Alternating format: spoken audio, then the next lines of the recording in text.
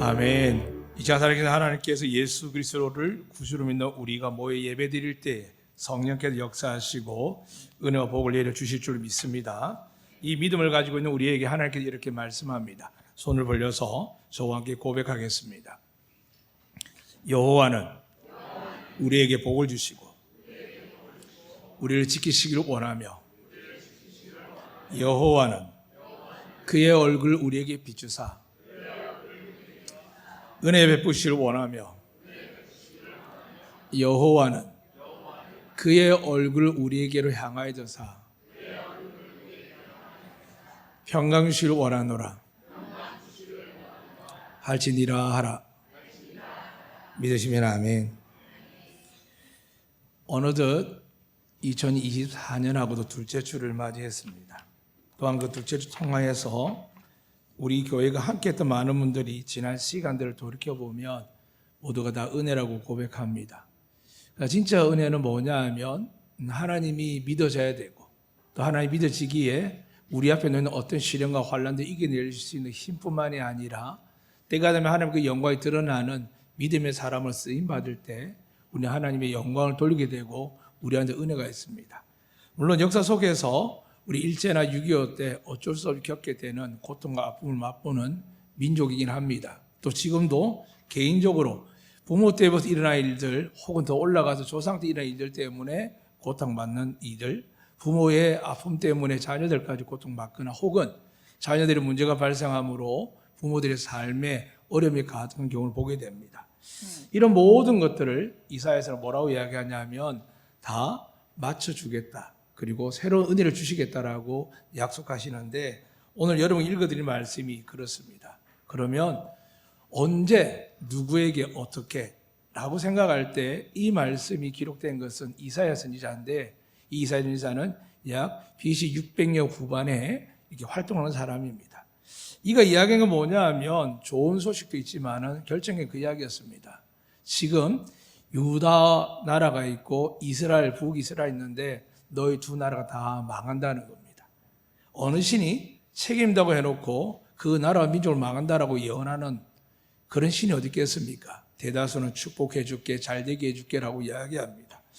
오늘 어떻게 보면 교회도 하나님의 음성을 제대로 듣지 아니하면 무조건 잘된다, 형통하다, 행복할 것이다라고 이야기하고 착각하는 분들이 많이 계십니다. 지난 작년 연말부터 시작해서 올 초까지 하나님께 은혜를 구합니다. 우리가 말하는 그 은혜와 우리가 이야기하는 은혜가 아니라 저마다 하나님의 은혜를 온몸으로 느낄 수 있도록 성령 하나님께서 한 분 한 분을 만져주시고 우리 아이들 세마로부터 시작해서 남성계 이전대 권사에 이르기까지 또 교회를 다니지만 교회에 소속되지 못하고 예배 아니면 가는 많은 분들이 계신데 그 모든 분들이 하나님 성령으로 하나의 몸이 되어서 그리스도 안에서 연합하고 교제하고 하나님의 기뻐하며 하나님께 영광 돌리는 예배가 살아나는 교회 그렇게 되게 달라고 기도하고 있습니다. 여러분의 새해를 시작할 때 여러 각오가 있겠지만 저는 목회자이기 때문에 이 안덕교회가 또 여러분이 하나님 앞에 어떻게 서 있냐가 저에게 최종 관심입니다. 그래서 오늘 작년부터 시작해서 꽤 오랫동안 이 말씀을 준비했지만 성령에 의해서 말씀하려고 합니다. 오늘 본문 끝에 이렇게 말씀합니다. 여호와의 열심히 이를 이루시리라 합니다. 그러니까 여러분이 묻겠습니다. 하나님 여러분이 뭘 이루기를 원하십니까? 건강을 주기를 원하십니까? 물론 하나님이 건강 주실 줄 믿습니다. 여러분 자녀에게 형통하는 그날이 오게 될 줄로 또한 허락해 주실 줄로 믿습니다. 그런데 이것은 모두가 부수적입니다. 정말 하나님이 이루고자 하는 게 뭘까요? 이 내용을 알게 되면 우리는 생각이 달라지게 됩니다. 하나님 뭘 이루시냐면 자기 아들 예수 그리스도를 십자가에 죽이는 것을 어떻게 말씀하냐면 여호와 열심히 이를 이루시리라 되어 있습니다. 아들을 죽이는데 어떻게 하나님이 이렇게 열심히 할까요? 어떤 부모도 자기 자식의 고통과 아픔을 봐도 밤늦게 열이 나도 발을 동동거리면서 사는 게 우리인데 갓난아이가 잘 먹지 않고 고체기만 해도 마음이 불안한 우리인데 어떻게 하나님이 이런 열심을 내셨을까라고 우리는 성령의 말씀을 들어야 됩니다. 교회와 세상이 다른 거, 또 교회와 교회가 다른 이유는 딱 하나입니다. 세상에 매이지 아니하고 하늘에 속한 자들이 있는 곳이 교회이며 세상의 이야기를 듣는 것이 아니라 하나님의 음성을 듣기 위해서 모여드는 곳이 교회이며 또한 그 모여서 세상에 나아갈 때 나의 명성과 나의 영광을 드러내는 자가 아니라 오직 하나님의 영광을 드러내기 위해서 주는 흥하시고 나는 망하기를 원했던 세례 요한처럼 정말 예수를 믿는 모든 사람들은 하나님의 은혜를 받는 이유가 뭐냐면 부끄러움을 당하지 않게 믿는 것이 아니라 종기하게 되기 위해서 믿는 것이 아니라 하나님 나라에 들어가는 유일한 길이 교회에 있고 그 교회의 유일한 길이 바로 예수님께서 교회의 머리 되시고 주인 되시기 때문에 여전히 2024년을 살아가는 우리에게도 하나님 분명히 말씀합니다. 다시 한번 말씀드립니다. 하나님은 아들을 죽이는 사건을 지금 말씀하십니다. 그 왜 아들을 죽여야 될까요? 먼저 이사야 7장 가게 되면 당시에 유다왕 아하스 왕 때 하나님께 경고하십니다. 네가 보기에 지금 아람 왕 르신하고 또 북이스라엘 지금 왕이 둘이 합력해서 너희 유다를 지금 망하게 할 것 같아 두려워하는데 절대 두려워하지 말고 하나님께 나아가서 기도하고 간구해라. 그럼 하나님이 기적과 표적을 주실 거다라고 말씀했습니다. 그런데 이 아하스가 두려움이 너무 커서 오히려 이렇게 이야기를 하는 겁니다. 어떻게 하나님을 시험합니까? 우리는 그냥 하나님 믿고 기다리겠습니다라고 이야기할 때 이사야 선지자가 그렇게 이야기를 합니다. 너희가 하나님을 참 믿지도 않고 너희 다윗 자손, 지금 우리는 다윗 자손 복을 받는 이야기를 몇 주 동안 했지만 이사야 7장에 그렇게 이야기합니다. 너희 다윗 자손에게 왕자와 권능과 축복을 허락했는데 다윗 이후로 솔로몬 이후로 너희가 지금 하나님 앞에 얼마나 악을 행하여서 너희 백성들이 고통받는 것이 바로 너희들 때문이다라고 이야기하시면서 결국 이렇게 말씀합니다. 내가 두 나라 왕을 세워서 너희들 완전히 망하게 할 거다라고 이야기하고 그래서 북이스라엘은 아수르 왕 사네립에 의해서 멸망당하고 그리고 남유다는 바벨론에 있는 르브가네살 왕에 의해서 완전히 멸망당합니다.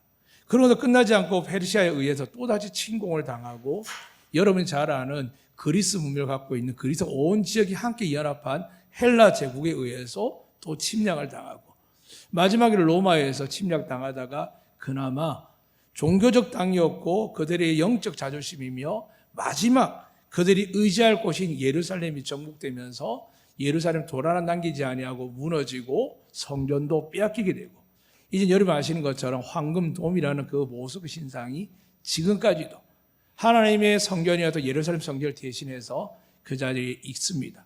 그리고 이스라엘 사람은 지금도 통곡에 비해서 울고 있습니다. 사랑하는 여러분, 왜 이런 일이 일어났을까가 아니라 하나님이 그렇게 되지 아니하도록 계속 권하셨습니다. 오늘 우리 안독교회 보면 많은 교회가 다들 그렇게 이야기를 합니다. 어려운 시대를 살고 있고 도무지 감당할 수 없다라고 합니다. 요즘 뉴스 보기 상당히 겁이 납니다. 어제 중학생이 경비를 보는 어르신을 폭행하는 사건이 드러났습니다. 물론 그 안에 여러 가지 내용이 있겠어 제가 잘 알 수는 없지만 어떻게 아버지 같은 분을 할아버지 같은 분을 그렇게 아이들이 공격하고 할 수 있을까? 그것뿐이겠습니까? 수많은 난장판에 이렇게 일들이 일어날 때 왜 그럴까 물어보면 애들은 간단한 대답합니다. 어른들은 게임 때문이지 유튜브 때문이 그러지만 안 그렇습니다. 어른들이 법을 지키지 않고 질서를 지키지 않는 모습들, 그래서 그게 정치판에 나타나고 교회 안에서 그리고 사회에서 나타나기 때문에 아이들은 게임에서 배운 거는 거친 모습이지 실제적으로 뭐냐 하면 하나님이 정한 질서를 통제받지 않도록 마귀가 세상 가운데 심은 많은 것들이 지금 아이들 속에 흘러가는 겁니다. 그리고 어른들은 걱정할 뿐이죠. 저희도 그래서 그 걱정을 넘어서서 쉐마라고 시작하지만 솔직히 말씀드리면 이스라엘은 쉐마의 나라입니다. 하브라텍 나라입니다. 그런데 왜 저렇게 전쟁통을 입고 여전히 괴로움을 당할까요?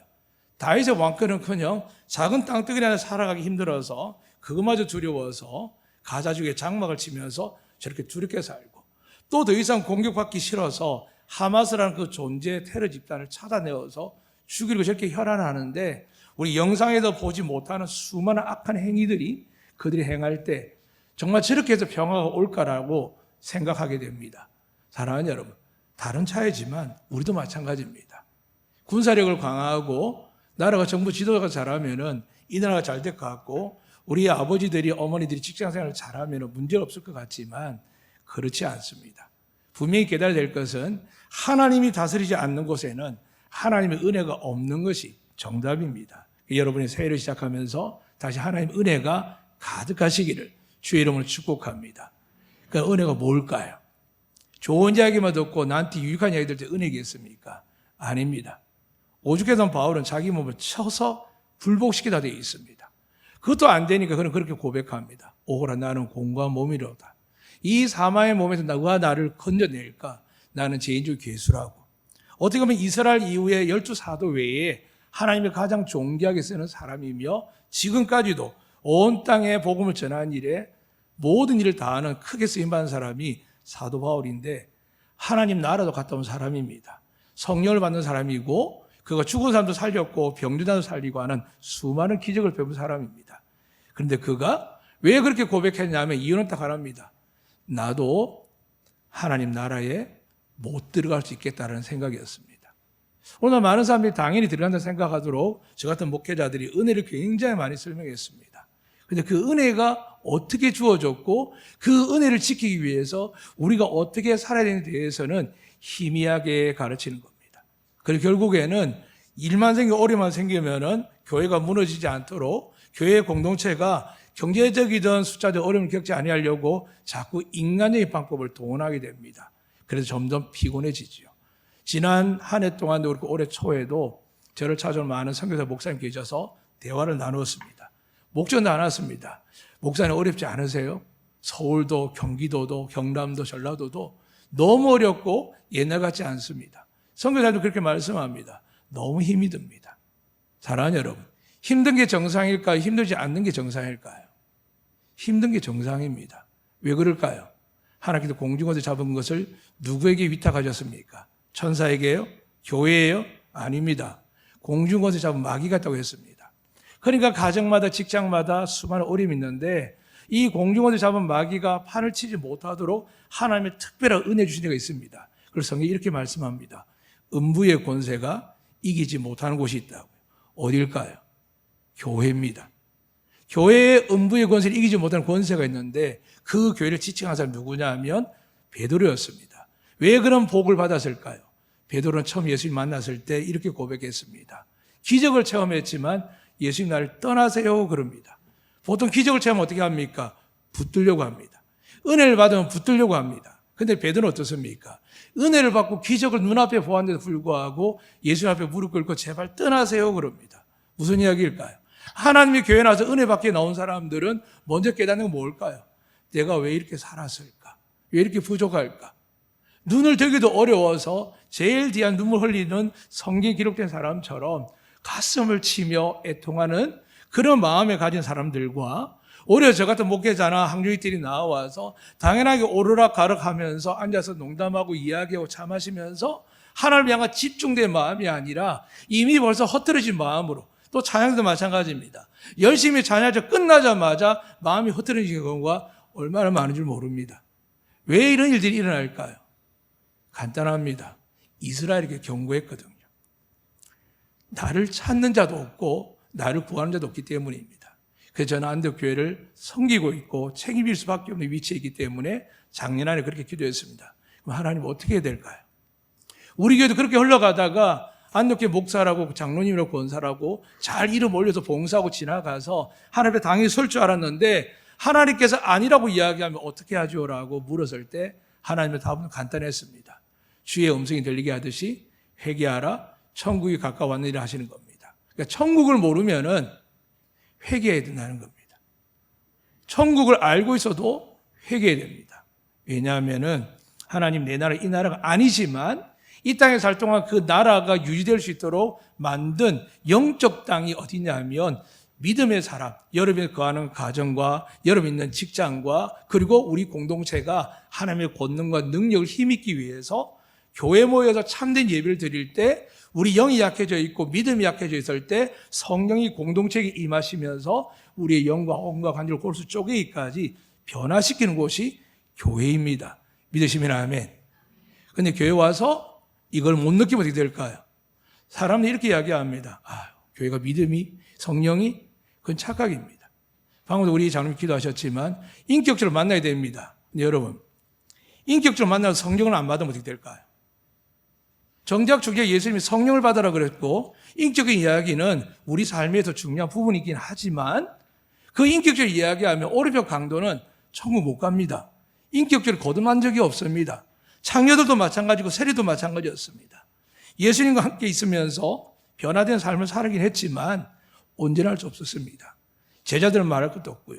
그래서 베드로는 하나님께 복을 받을 만한 사람이 준비된 마음이 있으니까 그 기적 앞에서도 무릎을 꿇고, 다른 사람들은 기뻐 환호하고 이제 예수님만 있으면 된다고 이야기할 때 오히려 베드로 어떻게 합니까?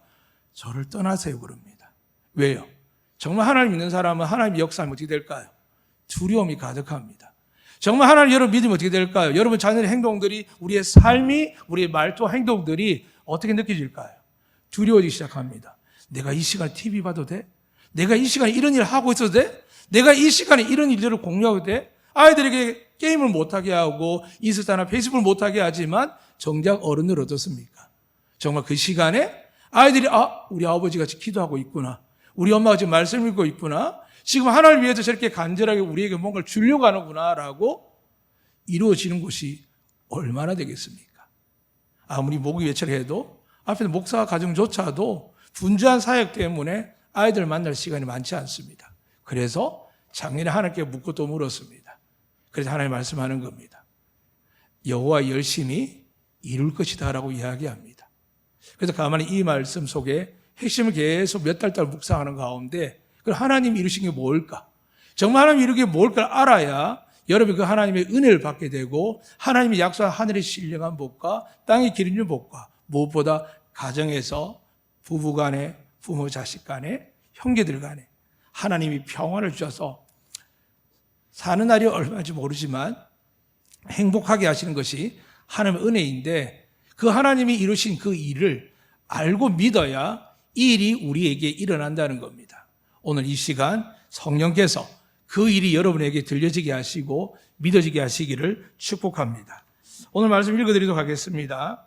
6절, 7절이지만 이 전제가 그렇습니다. 전에 고통받는 자들에게 흑암이 없으리로다. 옛적에는 여호와께서 스불론 땅과 납달리 땅에 멸시를 당하게 하셨더니 후에는 해변길과 요단 저쪽 이방의 갈 일을 영화롭게 하셨느니라. 흑암에 가던 백성이 큰 빛을 보고 사망의 그들 땅에 거주하던 자에게 빛이 비치도다.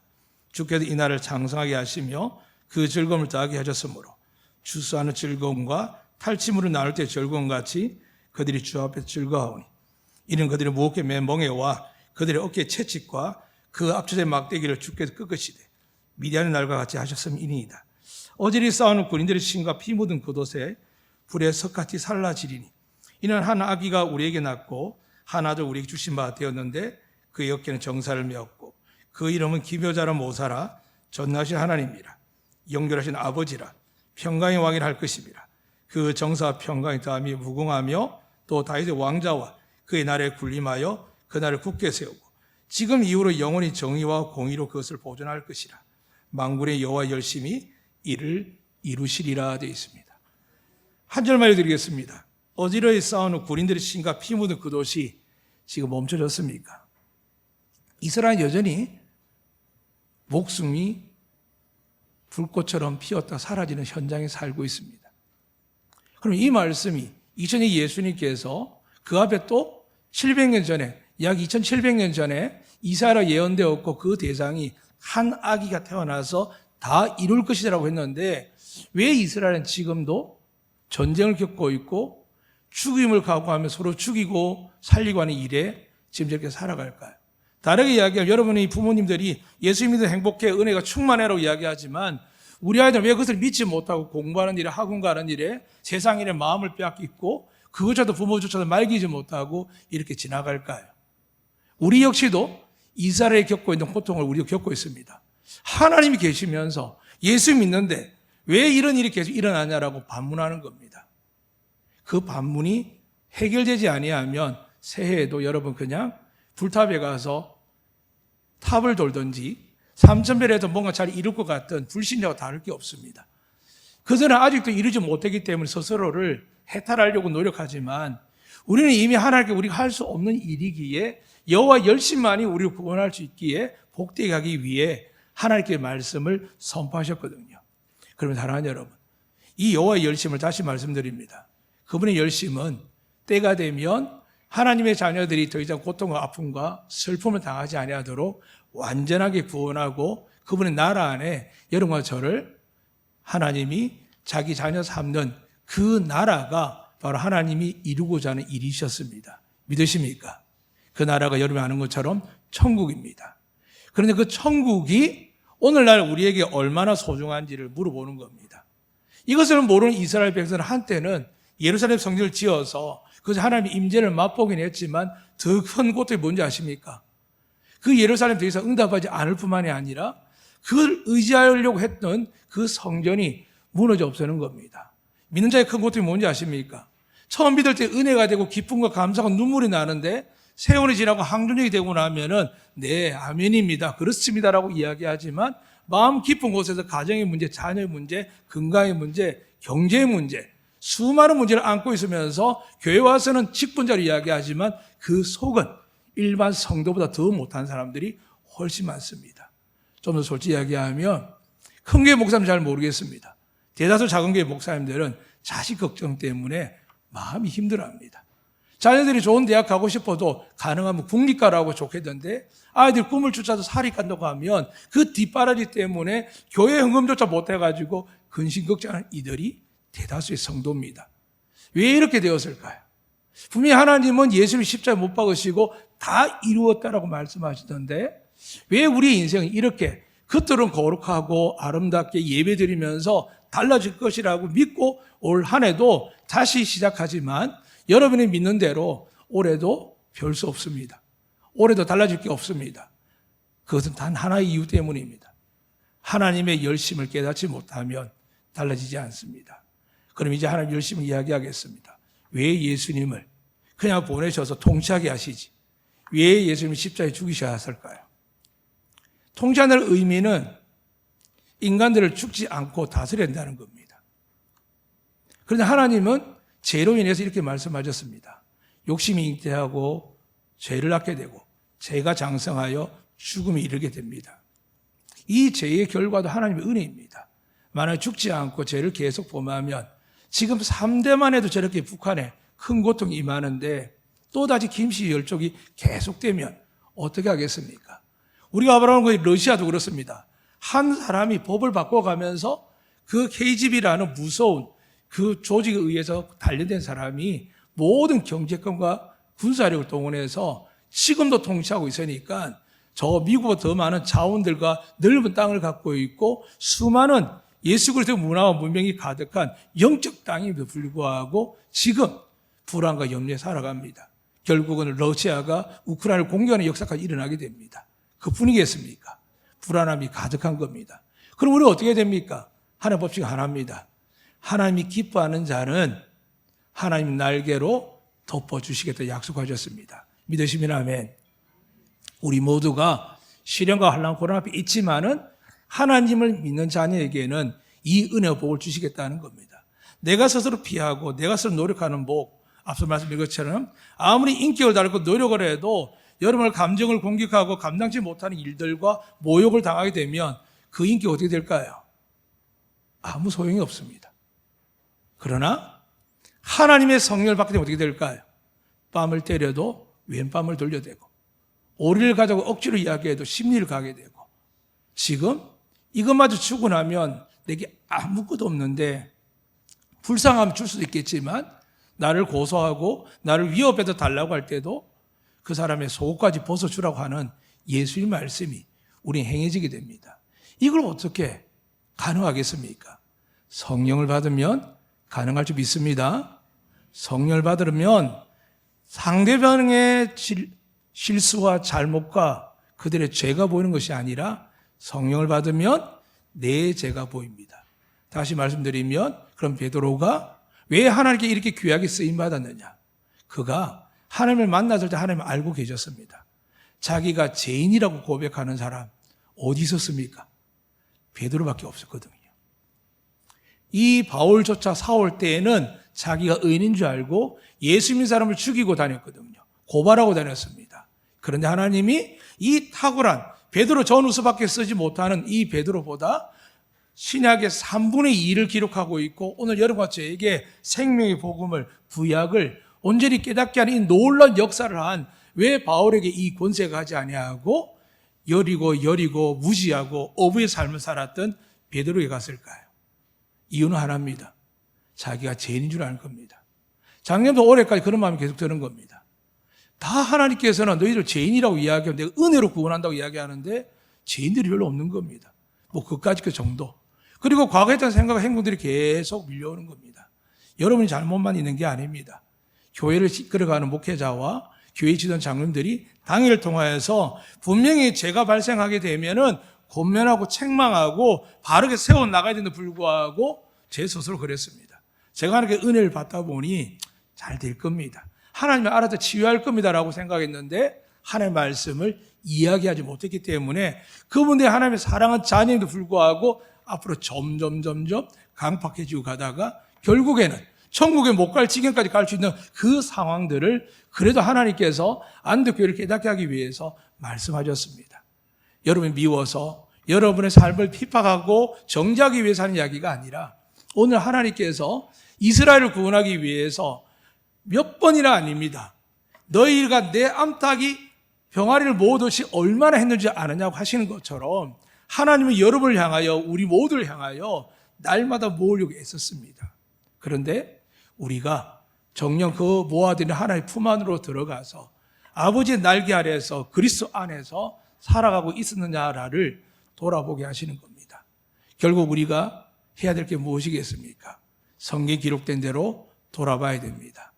여러분이 뭔가를 잘 가르치고 잘 믿게 하면 좋겠지만 아무 소용없습니다. 며칠 전에 제가 그런 이야기 한 적이 있습니다. 연예인 중에 은혜 받고 기적 체험하고 병이 낫고 암이 낫고 죽음에 살아나고 문제 해결된 사람 중에 간증을 저는 수백 명도 받고 수천 명도 받습니다. 그리고 제가 어릴 때부터 시작 지금까지 그런 일을 사회를 감당해서 믿지만은 더 유명해지고 더 물질 때문에 겉으로는 믿음을 가진 사람으로 이야기한 줄 알았는데 들어가 보니까 가정도 엉망이고 부부가 정도 없고 사랑도 없고 별거 아니고 오래된 이야기들이 사람들에게 소문이 나고 방송에 떠들어지는 겁니다. 알고 보면 그들은 권사님이고 집사님이고 장로님들인데 더 나아가서 목회자도 포함되어 있다면 그런 일이 많은데 이게 우리 현실인데 우리는 남을 지적하기 전까지는 그냥 안 그런 척 살아가는 겁니다. 사랑하는 여러분, 우리가 부끄러움을 당하기 시작하면 하나님을 오픈하기 시작하면은 내가 상대편에 이야기한 것보다 더한 부끄러움이 저 사람보다 내가 낫다라고 성경 말씀 이야기하면 저 사람 눈에 티는 보면서 내 눈에 덜보를 보지 못한 사람이 하나님 여러분의 덜보를 탁 드러내기면 어떻게 될까요? 그때부터 감당이 안 되는 겁니다. 그래서 제발 베드로처럼 하나님 앞에 서 있기를 축복합니다. 상대편을 공격하고 정죄하고 비난하기 전에 하나님 내가 죄인입니다. 그래서 베드로를 하나님이 그를 부르시는 겁니다.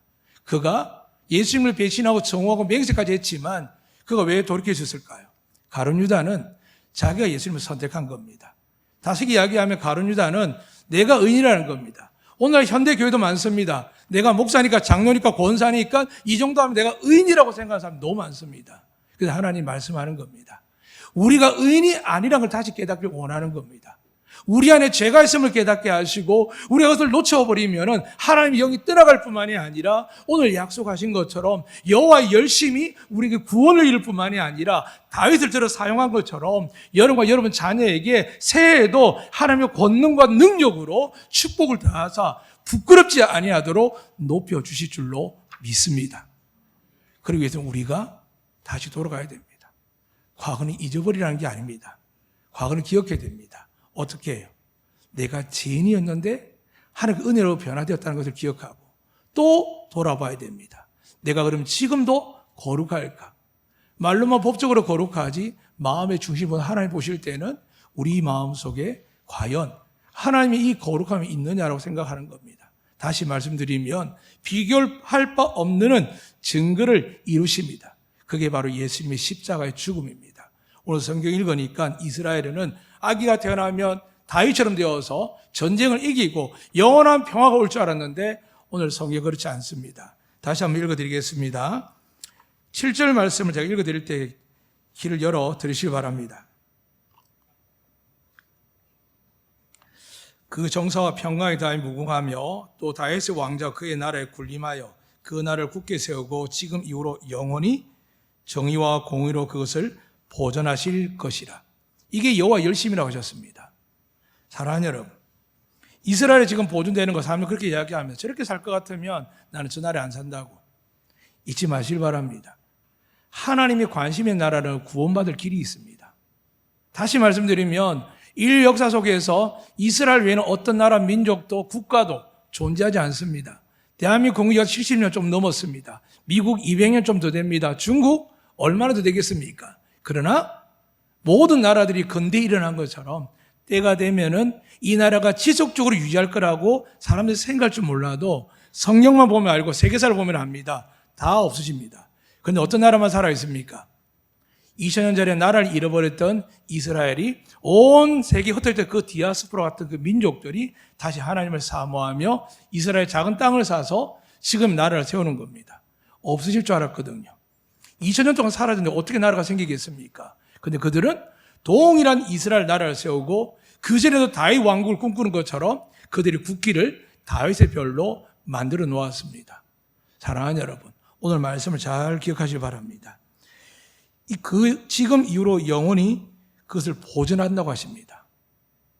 하나님이 보존하기 때문에 이스라엘이 없어지지 않습니다. 다시 말씀드리지만 여러분과 우리의 삶의 고통과 아픔과 시련이 환란이 올 때 이스라엘은 이 고통이 공의와 정의와 평강을 가지 못하는 걸 말씀드렸습니다. 예수 그리스도 구세주를 믿지 않기 때문에 그들은 영원히 지속되는데 어떤 복이 될까요? 영원히 전쟁과 고통, 아픔이 있습니다. 그러나 반대로 예수를 믿어 어떻게 될까요? 여러분의 평화와 공의와 정의로 말미암아 세상에 공중권세 잡은 마귀가 있다 할지라도 날마다 여러분과 여러분 가정과 자녀 공동체를 하나님의 날개 아래 품어 주실 줄로 믿으시기를 축복합니다. 영원히 보존된다는 게 좋은 점도 있지만 오늘 이스라엘 보게 되면 저렇게 나라가 유지되면 뭐 하겠습니까? 만약 우리나라가 일제 36년이 또 반복되면 우리 아이들이 견딜까요? 못 견딥니다. 조금만 불편해도 인터넷이 터지지 않아도 부모에게 통제를 받아도 힘든 아이들이 전쟁의 고통을 알겠습니까? 36년 동안 우리가 얼마나 큰 고통을 당한 민족을 알겠습니까? 만약에 또 그런 일이 일어난다면요. 지금 전쟁 위협을 자꾸 이야기합니다. 저도 두려울 때가 있습니다. 왜냐하면 사람의 손가락 하나로 그 사람의 기분에 하나서 전쟁을 발발된다는 걸 우리 너무나 잘 알기 때문입니다. 그럼에도 불구하고 왜 우리가 두려워하지 않느냐? 하나님이 말씀하는 나라는 하나님 나라의 길 뿐만이 아니라 이 땅에 있을 동안도 여러분을 지키시고 보호하실 분이 하나님이 계시다는 것을 성경에 말씀하고 있습니다. 그리고 우리에게 그런 은혜와 자격이 없을 때에 하나님이 그 은혜와 자격을 주기 위해서 우리가 노력하는 것이 아니라 하나님이 열심을 다하셔서 자기 아들 십자가를 죽이면서 이렇게 말씀하셨습니다. 내 아들이 너희들의 죄로 말미암아 죽는다. 그리고 내 아들이 너희 죄로 말미암아 죽었을 때 너희 죄 때문에 죽는 것을 믿는 자들에게는 내가 내 아들의 죽음의 심판 권능 안에서 승리하게 한 이후에 내 아들을 이야기하는 그 누구일지라도 나는 그를 용서할 것이다 라고 말씀하셨습니다. 할렐루야. 올 한 해 사랑하는 여러분, 우리에게 주신 이 열심을 찾지 아니하면 여러분이 수고하고 노력하는 것들은 또 넘어집니다. 왜 그럴까요? 여러분을 너무 잘하고 여러분을 너무 인격적으로 알고 관계를 알고 여러분 과거를 알고 여러분의 속사람 아는 마귀가 여러분을 흔들기 때문입니다.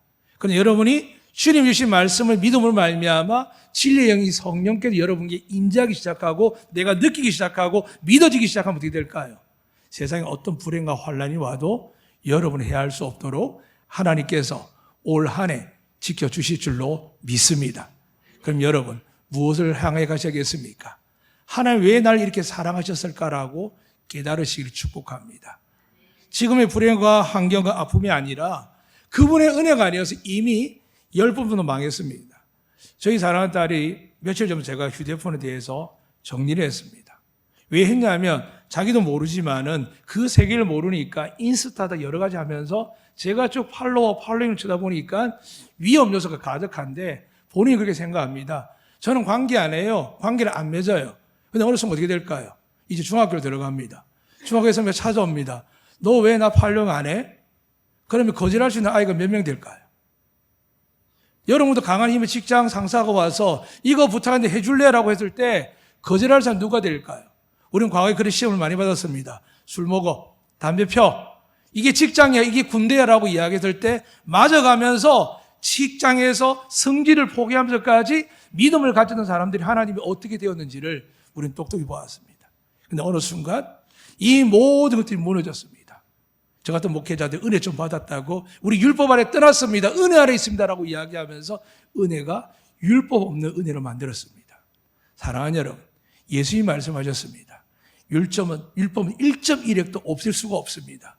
만약 이것을 더하거나 감하면 주님이 직접 말씀하시죠. 성경에 없는 벌까지 더할 거라고 말씀하십니다. 사랑하는 여러분, 그것을 통해 우리가 깨닫는 게 뭘까요? 내가 죄인임을 깨닫는 겁니다.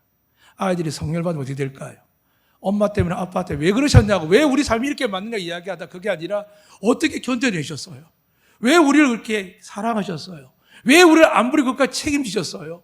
라는 이야기들이 흘러나오게 되는 겁니다.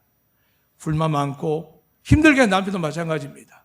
당신이 있었기에 내가 살아갈 수 있었고 내가 힘들었지만 당신의 존재 때문에 내가 아이를 키우고 여기까지 왔다고요. 남편도 마찬가지겠죠. 당신이 없었으면 내가 어떻게, 내 같은 인간이, 내가처럼 이렇게 거친 사람이, 나처럼 이렇게 악한 일을 가득한 사람이 어떻게 내 자식을 키우며 이 놀랍게 살아왔을까라고 이야기할 수 있는 것, 그게 인격적으로 될까요? 아닙니다. 성령을 받아야, 베드로처럼 내가 죄인인 줄 깨달아야 하나님이 그때서 예수 그리스도를 끊는 그 놀라운 보혈로 여러분 제 과거의 죄도 씻어주시고 앞으로 짓는 죄도 씻어주실 줄로 믿습니다. 돌아가서 어떻게 하시길까요? 정말 하나님이 약속대로 내 자녀들을 존귀하게, 귀하게, 이제는 부끄러움을 당하지 아니하도록 하나님께서 그 양날개를 펼칠 뿐만이 아니라 온 천군 천사를 통하여 여러분을 대적하는 질병, 전염병, 재앙들에서 하나님이 보호하시는 겁니다. 사랑하는 여러분, 성령을 받으셨습니까? 새해에 성령을 충만하게 구하시기를 주의 이름으로 축복합니다. 다시 말씀드립니다.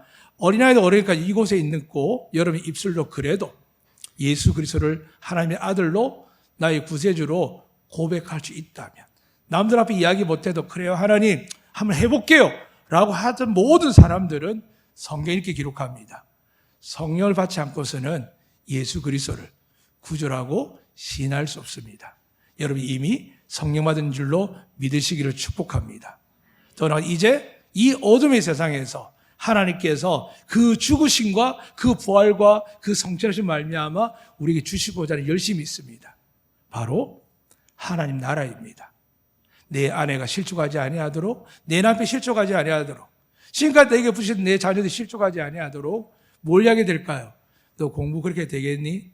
너 그래가지고 되겠니? 라고 이야기하는 가정보다 하나님을 사랑한단다, 하나님 너가 하나님을 믿으면 이러한 복을 주실 것이라고 성경을 찾아가면서 아이에게 들려주는 가정하고 그 결과가 어떻게 될까요? 엄청나게 다릅니다. 지난주 첫 주를 지내면서 제 마음이 그랬습니다. 제가 사랑하는 모든 분들과 새해 첫 주를 시작할 때 은혜를 주십시오라고 하나님께 기도했거든요. 근데 예상에는 많이 깨졌습니다.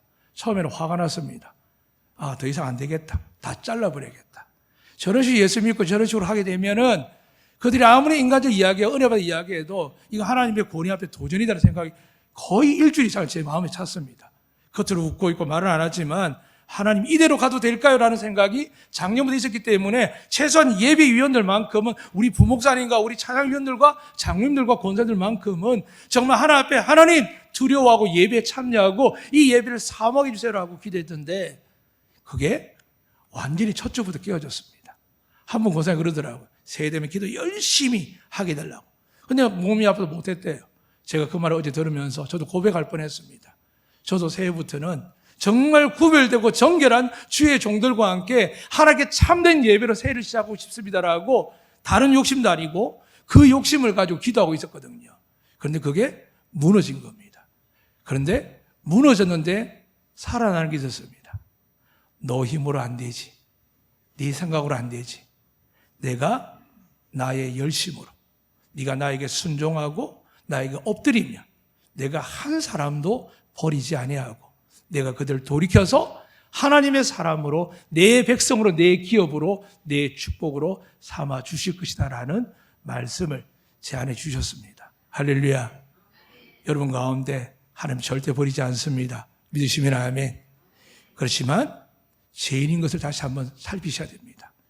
하나님 앞에 내가 얼마나 만우리 이야기하고 사람들 앞에 내가 하나님 믿는 자녀로서 얼마나 함부로 이야기하는 것들이 있다면 괜찮습니다. 이미 예수님께 이곳에 오신 여러분을 다 용서한 줄 믿습니다. 그러면 주님이 이렇게 말씀하셨습니다. 베드로를 향하여 이제부터 너는 어떤 사람이 되라고요? 사람 낚는 어부가 되라고요. 하나님이 열심히 할 목적이 뭘까요? 여러분의 일반인들 자기 삶을 살아가고 가족밖에 모르고 자기 유익밖에 모르고 자기 명성과 지위밖에 모르는 사람들을 하나님 어떻게 쓰신다고요? 그분이 열심히 들어가면 나는 사라지고 사람 낚는 하나님의 자녀로 만들어가는 일에 자기 인생과 자기 생업과 모든 것들을 사용하게 됩니다. 그럼 어떻게 될까요? 하나님이 여러분을 존귀한 기업으로 가문으로 여러분 자녀들 잊지 않고 때가 되면 돌이키게 하시고 충만한 은혜와 축복으로 세워주실 줄로 믿습니다. 또 여러분 정말 감사와 축복을 드립니다. 몇 주 동안 많이 힘들었을 겁니다. 저는 목사로서 힘들다 보니 여러분에게 인격적으로 인법적으로 그렇게 다양하게 말씀 못 드리고 그냥 영적 마음을 전하다 보니 어떤 분은 그랬습니다. 목사님 왜 저럴까라고. 그리고 교회를 떠나겠다는 마음도 계셨습니다. 너무 소중한 분들이고 귀한 분들인데 저는 그렇게 생각했습니다. 하나님 어떻게 할까요? 어떻게 할까요? 하나님께 말씀합니다. 너는 가만히 있으라고. 그래서 지금도 기도합니다. 정말 어떨 때는 찾아가고 전하고 싶고 그 인연과 그 맺었는 것들, 세상적인 것들을 좀 동원해서라도 우리 교회의 일꾼이 되고 재정에 도움이 되는 마음이 왜 없겠습니까? 그런데 하나님 이렇게 말씀합니다. 내가 이룰 것이라는 겁니다. 그 이루심에 여러분 모두가 택함 받으시고 쓰임 받으시기를 그리고 하나님의 영광을 누리시기를 주의 이름으로 축복합니다. 아멘.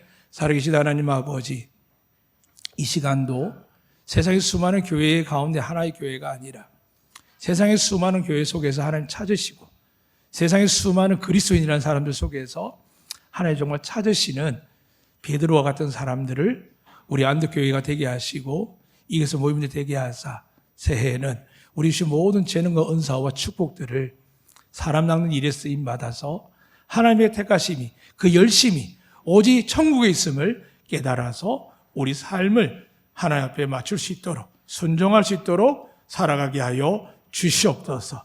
그렇게 하기 위해 하나님께서 성령을 받으라 하셨습니다.